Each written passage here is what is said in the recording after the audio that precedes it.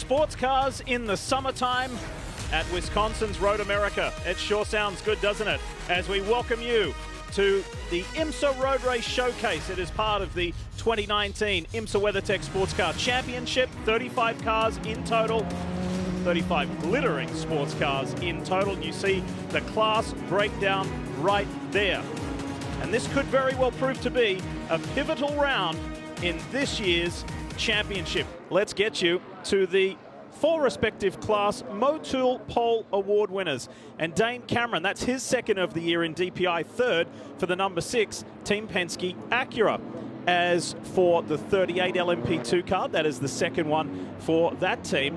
And then it's Performance Tech, by the way. And then for the next two, Ollie Gavin in his Corvette C7R. That's the first for Oliver. And then, as Kevin mentioned earlier, for the Riley Motorsports Mercedes AMG, set to go 2 hours, 40 minutes here at one of the most classic road courses anywhere in North America, and in fact, anywhere in the world. It is Road America, Elkhart Lake, Wisconsin. Dane Cameron on the pole, and the Penske's bolt. They go. They do, and look at that. Elio Castroneves tries to squeeze there. The Mazda of Ollie Jarvis, he gets balked momentarily, and now his teammate Bomarito in the second Mazda gets a run at him. Inside, Jarvis tucks into third. And then it's Pippo Durrani behind the pair of Mazdas. So it's Acura, Mazda, Cadillac. This is Cooper McNeil battling with Anthony Imperato in the GTD class. This is the fight for 9th and 10th. Trent Hinman in the Meyer Shank. Acura, actually, Trent's got around Bia Figueiredo. Now Imperato's trying to get by Bia. This is her first time, can you believe it? As experienced as she is, this is her first time ever at Road America, and she loves the place. Right, Motorsports, they're the defending race winners of this event, but two different drivers. So you got Anthony Imperato in there. We see Cooper McNeil. This Ferrari's really quick. They were on the podium last year, so a good battle, and it shows how deep this GTD field is, battling for 9th and 10th. The 911 of Patrick Pilet is in. First of the GTLM cars to hit pit road. Where does this sit in the mix, Cal? This is a little bit too early. Yeah, it is. I don't think you can stop now and do it on one more stop. So I wonder if there's a technical issue here of some kind, Jan. We're going to keep an eye on it. And again, this would not be what you would do from a strategy standpoint. This would be inside the window. They are expecting this would be a two-stop race if it stayed green, but they're taking the opportunity to do a driver change. So you would think if it was a technical issue, this looks pretty routine as far as getting a driver change, and they have to do it very quickly because it did not need all the VP Racing fuel because the stint was not totally complete. So again, we have seen Porsche this year roll the dice on strategy. This seems awfully early to me, but we'll check to see what the play is. It's the Riley Mercedes of Ben Keating over Corey Lewis. Again, stepping in for Ryan Hardwick, who actually has to undergo knee surgery. The McLaren is off.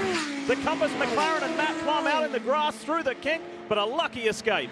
Woo, that's about 130 miles an hour plus in a GTD machine. Big escape, as you said, Lee. Keeps it together. I just scared myself there once, and I can't imagine what Matt Plum feeling. It's very rare, Calvin, that you go through the kink, get off the racetrack with all 4 tires, and you don't hit anything. Just running close proximity to the LMP2 car. Maybe he just lost the front downforce and just runs a little bit wide. Oh, it's getting interesting at the front. The two Penske Acuras are together. And then add into the mix Jonathan Bomarito in the Mazda. Through GTD traffic onto the front stretch. The teammates are at it, but Bomarito is not letting Juan Pablo Montoya get away. He has got a run on him. He's picking up the draft here down the front straightaway. Montoya protects to the inside. Fighting in this race and fighting for the championship. So both the Mazdas are going to come in. First, the 55 makes it, and they're going to make their driver change, and then the 77 has to squeeze right around him. So we'll see Harry Tinknell get into the number 55. By the way, Alan McNish, his manager, is here watching this weekend. The 77 also making the change right now. The 77 is going to take Michelin's and VP Racing fuel down to Jan. And we're going to watch the leader here. We see both Penske cars, the 6 and the 7. Of course, there was no driver change here for the 6. They're just waiting on the fuel. Calvin was talking about, I see that the 7 has already rolled. It may beat them out. It's going to be neck and neck. And they've got to make room. Wow. Thread the needle. That was tight. Super tight. Pablo Montoya, driving the 6 Team Penske Acura, has been warned for blocking. This was the move into turn 1, and that was the first. Now what got race control's attention even more was this down into turn 5. Yeah, looking there, I think what they're looking at is Juan Montoya. He makes initial defense, which is fine, but when Harry Tincknell makes another move, he makes a reactive move, and because of that, they gave him a warning. And then this was the pass for the lead into turn 1. Hey, if you pass anyone into turn 1 at Road America, you're brave. Harry Tincknell for Mazda Team Yost leads the way. It was Guy Smith and Chris Dyson with the victory. Tincknell makes a mistake at turn 3, runs off track, but he's got about 3.5 seconds to play with. There's Montoya now. Montoya will have a little bit of a run on him. Tincknell just trying to clean the tires off heading down the hill. Yeah, just ran wide there, as you said, just a little bit of driver error there. I'm not sure if he just lost focus, maybe on the radio talking to the team about something, but either way, a mistake there. Montoya not close enough to pass, but certainly he'll create that carrot right in front of him to start to think about the lead once again. Colin Brown just had an interesting excursion. This is what it looked like. Turn 14, the final turn. The outside of some GTD traffic. I'm not sure if he got into it with the Corvette there. There was a touch, or whether he's just in the marbles. Here's how Colin saw it.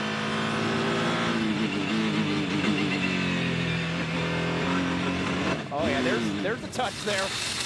You can see Colin Brown has been pushing so hard. All of the rubber marbles around here just indicating that higher tire degradation. Olsen is off. Woo! And back on, thankfully. Wow. That's a catch your breath moment right there.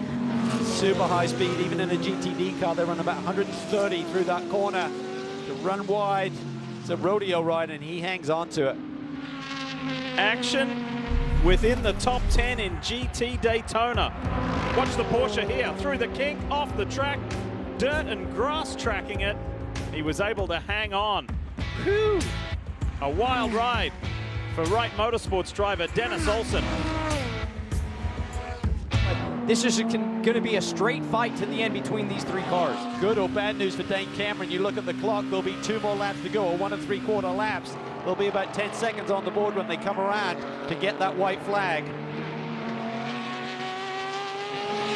Is that good or bad news for the championship leader? Exactly. Gives him an extra lap to go after the leader, but also gives Ollie Jarvis an extra lap to go after him. I think he seems close. He's got a handy buffer over Oliver Jarvis. 1.7 seconds. This is the closest it has been. And now Harry Tincknell can see Dane Cameron in his rearview mirror. Traffic up ahead. There's also a Penske up ahead as well. That's going to be critical. Where does Harry Tincknell catch this Turner Motorsports BMW? If he catches him in the carousel and has to get checked up, Dane Cameron's going to be all over him off the corner. Think about the marbles. If you try and go around the outside, there's no grip out there. He's going to have to wait. Cameron's going to get a run on him. This has been Cameron's got a huge run. An Acura and a Mazda weekend all weekend long, and now it's coming down to the final 2 laps of this race. How much does Dane Cameron put it on the line with a championship lead in his pocket right now? Cameron is a 3-time winner here at Road America. He wants to make it 4, not this time at Canada Corner. They are coming to the white flag. 1 1/4 laps to go. We know this Acura's had speed down the front straightaway. Can Dane Cameron get a good run off of turn 14? Harry Tincknell's in deep. Dane Cameron going to have a huge run up the front straightaway. I think he backed him up. I think he didn't want to get stymied on acceleration with the Corvette, and I think that caught Dane by surprise a little bit, so he had to lift as well. Oliver Jarvis is looming in the background. Don't discount him on this final lap. 4 miles to go. I tell you what, if the leaders blink, Jarvis is going to be right there. Oh, almost out of bounds there. Jarvis taking liberties there with the track limits, but just inside the line. Has he got enough over Dane Cameron on this run down to turn 5, one of the key overtaking points? There's traffic, plenty of traffic up ahead. Shows how fast this DPI cars are, because I really didn't think there was going to be a ton of traffic.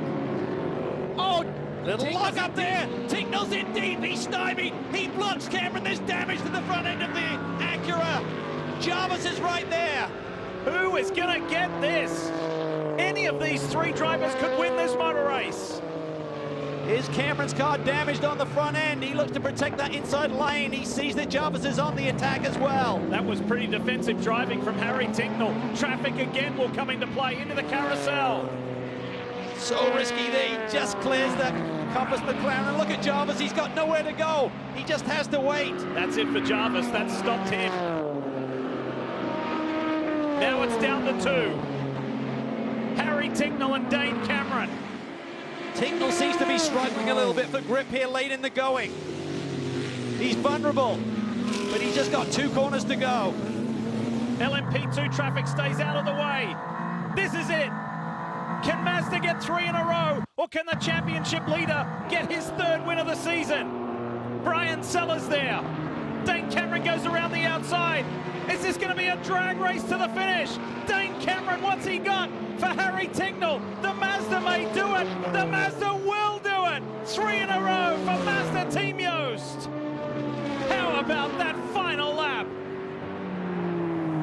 Wow! And John Doonan can't believe it. His team has done it. 3 in a row. What a motor race. They're going to have a 1-2 finish. It's the final year of this program with Chip Ganassi Racing, and they're going to make the most of it. They're going to get another win. Richard Westbrook, Ryan Briscoe victorious at Road America. Well done, and back-to-back wins on the series at that. And now Sellers and that Lamborghini some 5.5 seconds back, but Matt Campbell, Zach Robichon, Pfaff Motorsports take the win. Back-to-back wins in GTD as well for that team. Awesome performance there, Zach. Brian Sellers will get 2nd, and Bill Auberlin and Turner Motorsports will grab 3rd after clearing Jack Hawksworth and the AIM Vassar Sullivan Lexus. And Matt McMurray will win in LMP2. Well done, and Patrick Kelly in his drive for PR1 Matheson Motorsports will be victorious, is victorious. However, it was a spirited fight to the end between Dane Cameron chasing in the Penske Acura and Harry Tinknell. They fought hard. They fought really hard. All the way to the checkered flag. And Harry Tinknell and Jonathan Bomarito victorious again. 3 times in a row for Mazda Team Yost. Hey Motorsports fans, thanks for watching. Make sure you hit subscribe before you go for all the latest news and highlights across motorsports.